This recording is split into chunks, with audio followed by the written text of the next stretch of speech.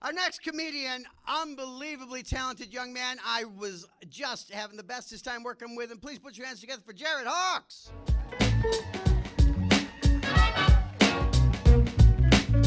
Continue your clapping till he makes his way to the stage.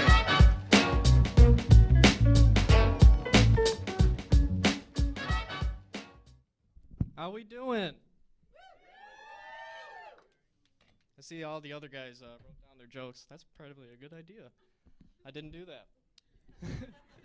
That's all right. So I'll get it out of the way. I'm single. I know you're all wondering. Got a pretty high profile for that. In my 20s. Went to college for engineering. Okay. I work in a school district now. Got a nice studio apartment, hardwood floors. How can you beat that, right? Well, let me be more specific. I'm in my 20s. I'm 29 in 5 months. I quit that engineering college. I work part-time in the school district.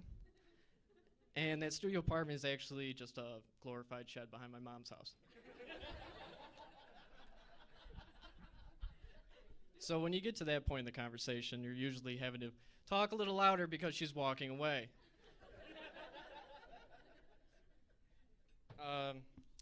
Yeah, some of these guys are pretty good. They've been around for a while. I'm just getting started out. Always kind of wanted to do this kind of thing. Never really, found a good reason to do it. Like I said, I work in the school district. I was working with some kids one day, and I found this thing online. And they said, hey, you should try that out. You always say you want to be a stand-up comedian. I said, oh, okay, that's probably a good idea. I don't know. It's kind of late. It's been a couple, it's been a little too long for me to get back into that. I think maybe I'm past my prime, which I wouldn't know. I haven't even started.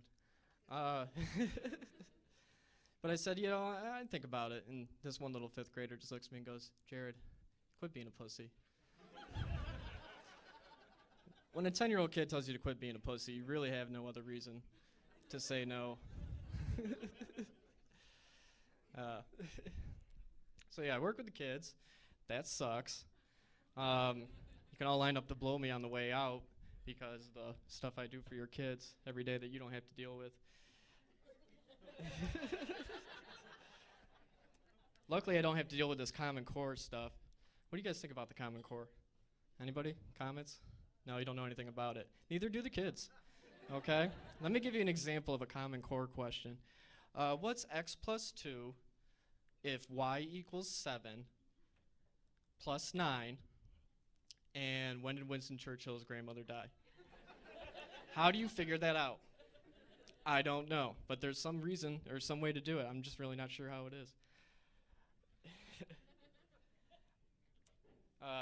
These kids, though, I love them. They're great. They do amazing things. They have amazing thoughts. And what I'm supposed to do with my job is take real life situations and try to turn it into an educational experience. So whatever's on their mind, we try to turn it into, something they can learn from.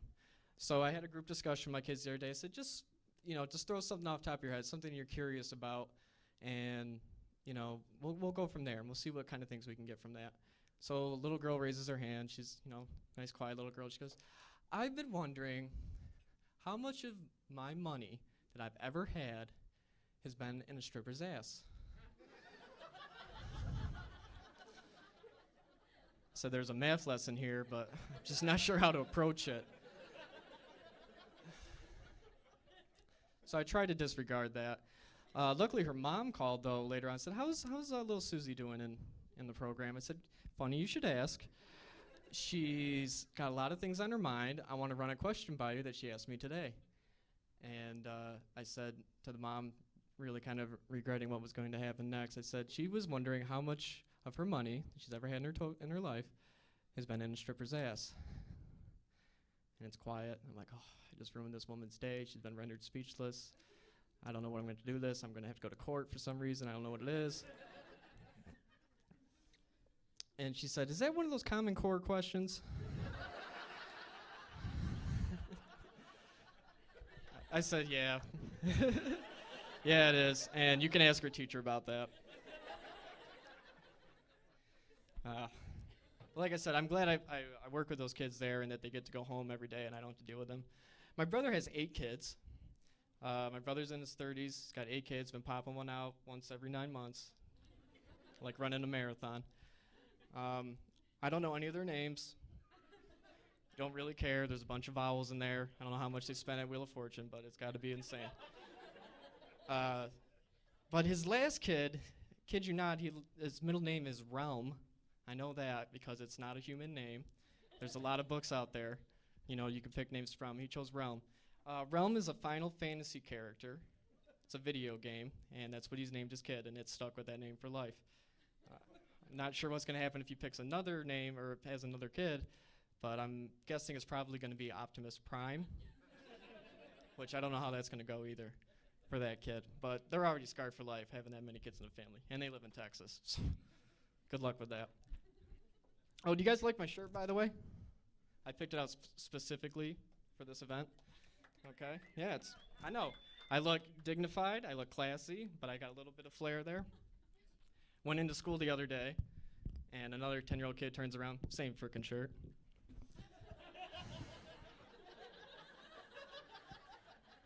Say, hey man, that's a great shirt. He goes, yeah, my mom bought it for me, so that's cool. He goes, I tried on a large, but it didn't fit, so I got a medium. I said, yeah, me too.